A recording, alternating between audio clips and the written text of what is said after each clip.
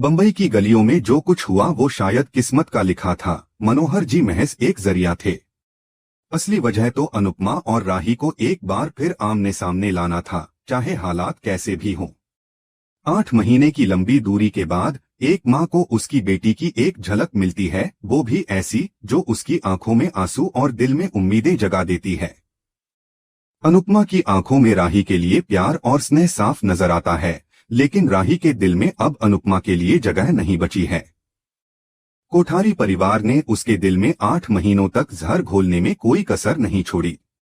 यही वजह है कि जब मां बेटी आमने सामने होती हैं, तो राही का चेहरा कठोर हो जाता है। वह अनुपमा को देखकर कोई भाव नहीं जताती, उल्टा उसी पर भड़क उठती है। उधर चोल की गलियों में अनुपमा की एक पुरानी वीडियो वायरल हो जाती है, जिससे माहौल और भी तनावपूर्ण बन जाता है। चोल के लोग अचानक हिंसक हो उठते हैं और अनुपमा को बेइज्जत करके बाहर निकालने की कोशिश करते हैं। वहीं दूसरी तरफ कोठारी हवेली में एक ऐसा मोड़ आता है जो पूरे परिवार को हिला देता है। इस खुलासे से पहले दृश्य बदलता है और हम देखते हैं कि भारती और जसप्रीत अनुपमा को बिस्किट का केक बनाते हुए देख रही हैं। अनुपमा के चेहरे पर एक अलहदा सी चमक होती है, जैसे उसे एक बार फिर से जीने का कोई मकसद मिल गया हो। भारती और जसप्रीत दोनों समझ जाती हैं कि यह केक किसी खास के लिए बनाया जा रहा है, शायद किसी अपने के जन्मदिन के लिए। इसी बीच अनुपमा को एक आवाज सुनाई देती है, मम्मा, और उसका हृदय भीतर तक कांप उठता है। वह आवाज उसकी बेटी राही की होती है, जो 8 महीने से उसने सिर्फ यादों में महसूस की थी।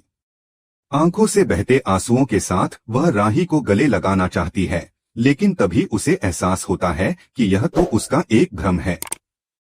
राही वहां है ही नहीं। लेकिन इस छोटी सी कल्पना ने अनुपमा को उस दिन थोड़ा चैन दे दिया। वह अब भी सदमे से उबर रही थी, लेकिन उसके मन में अब फिर से राही के प्यार की एक कोमल सी लौ जलने लगी थी। उसी क्षण वह कान्हा जी से प्रार्थना करती है, कान्हा जी, आज मेरी बेटी का जन्मदिन है। उसे खुश रखिए, उसकी जिंदगी में सदा उजाला बना रहे। इधर कोठारी परिवार में राही का जन्मदिन बड़े धूमधाम से मनाया जा रहा था। म्यूजिक, डेकोरेशन, मिठाइयां, हर कोने में खुशी नजर आ रही थी। लेकिन इन खुशियों के बीच एक चेहरा था जो अंदर से जल रहा था, माही का। वह राही और प्रेम को करीब आते देख असहज महसूस करती है। तभी वहां पहुंचती है ख्याति, जिसकी मौजूदगी पूरे माहौल को बदल देती है। वह ताली बजाते हुए व्यंग्य से कहती है, वाह, क्या जश्न मना रहे हो? मेरे बेटे की मौत का या मेरी बहू के उजड़े हुए जीवन का? प्रेम कहता है कि माँ, आज राही का जन्मदिन है, कोई बड़ा सेलिब्रेशन नहीं कर रहे थे। लेकिन ख्याति का गुस्सा थमने का नाम नहीं लेता। वह कहती है कि तुम सबको आर्यन की मौत की कोई परवाह नहीं।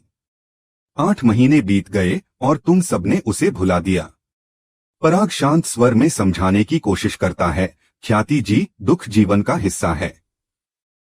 हम सबको आर्यन की कमी महसूस होती है, लेकिन जिंदगी वहीं नहीं रुकती। हम भी चाहते हैं कि हमारे घर में फिर से खुशियां लौटें। लेकिन ख्याति का दिल नहीं मानता। वह उल्टा कहती है कि यह सब आनंद अनुपमा की वजह से हुआ, जिसने हमारे बेटे को हमसे छीन लिया। फिर वह राही को दोषी ठहराते हुए कहती है, तुम सब उसकी बेटी के लिए खुशियां मना रहे हो। क्या आर्यन की आत्मा को इससे शांति मिलेगी? गुस्से में वह सारा डेकोरेशन बिगाड़ देती है। पूरे परिवार के सामने उसकी नफरत, उसकी पीड़ा और राही के प्रति गहराती घृणा उजागर हो जाती है। पराग एक बार फिर कोशिश करता है उसे समझाने की, ख्याति जी, अनुपमा की गलती की सजा राही को क्यों? वह तो इस घर में थी, उसे कुछ नहीं पता था। इस बच्ची को उसके माँ के गुनाहों की सजा क्यों? लेकिन ख्याति उसकी एक नहीं सुनती। वह कहती है कि जब किसी परिवार में कोई मरता है तो कम से कम 1 साल तक कोई उत्सव नहीं मनाया जाता। लेकिन यहाँ तो सब जैसे आर्यन को भूल चुके हैं। इतना कहकर वह वहां से चली जाती है। तभी माही उसके पास आती है और दोनों के बीच एक और घातक संवाद होता है। ख्याति कहती है, देखा माही, कैसे सबने मेरे बेटे को भुला दिया। इस राही की वजह से ही सब खुश हैं। माही उसके दर्द को हवा देते हुए कहती है, नहीं माँ, यह गलती प्रेम की नहीं बल्कि राही की है। उसने ही प्रेम को रिझाया, उसके मन में मोह डाला। इसी के साथ माँ ही एक नई साजिश का बीज बो देती है। अब उसका उद्देश्य स्पष्ट है, राही को बदनाम करना, प्रेम से दूर करना और ख्याति की नफरत को और गहरा करना। कहानी अब एक ऐसे मोड़ पर आ चुकी थी जहां मां बेटी की दूरी सिर्फ समय से नहीं बल्कि दिलों में पल रहे जहर से भी बढ़ती जा रही थी। और इस जहर को फैलाने वाले लोग अब पूरे जोर से काम पर लग चुके थे। प्रेम को मजबूरी में यह सब करना पड़ा क्योंकि वह नहीं चाहता था कि राही को उसके जन्मदिन पर उदासी मिले या वह अकेली महसूस करे। लेकिन ख्याति के दिल में राही के लिए नफरत इस कदर भर चुकी थी कि वह फूट पड़ती है। वह कहती है कि राही को वह छोड़ने वाली नहीं है और काश कि वह भी अपनी मां अनुपमा की तरह 8 महीने पहले ही इस घर से चली जाती। यह शब्द सुनकर प्रेम और पराग एक दूसरे की ओर देखते हैं लेकिन चुप रहते हैं। इधर घर में आरती की तैयारियां होती हैं और राही प्रेम के साथ श्रीनाथ जी की आरती करती है। सभी सदस्य उसे जन्मदिन की बधाइयां देते हैं। पराग कहता है कि बीती रात वह राही को कोई उपहार नहीं दे सका, लेकिन आज उसके पास एक विशेष गिफ्ट है और उसके साथ एक घोषणा भी। वह राही से पूछता है कि क्या उसे वह डांस इंस्टीट्यूट याद है जिसके बारे में पहले बात हुई थी, जहां उसके एक परिचित पंडित मनोहर जी नृत्य सिखाते हैं। पराग कहता है कि वह चाहता है कि राही वहां जाकर अपनी कला को निखारे और अपने सपने पूरे करे। यह सुनकर राही और प्रेम की आंखों में एक अलग ही चमक आ जाती है। पराग साफ कहता है कि घर का काम तो चलता रहेगा, लेकिन राही को अपने सपनों की ओर कदम बढ़ाना चाहिए। प्रेम भी यही बात दोहराता है कि सपनों को देखना और उन्हें पूरा करना दोनों जरूरी हैं। यह सुनकर ख्याति और माही के चेहरे पर नाराजगी साफ झलकती है। पराग उन्हें कहता है कि मुंबई जाने की तैयारी करो।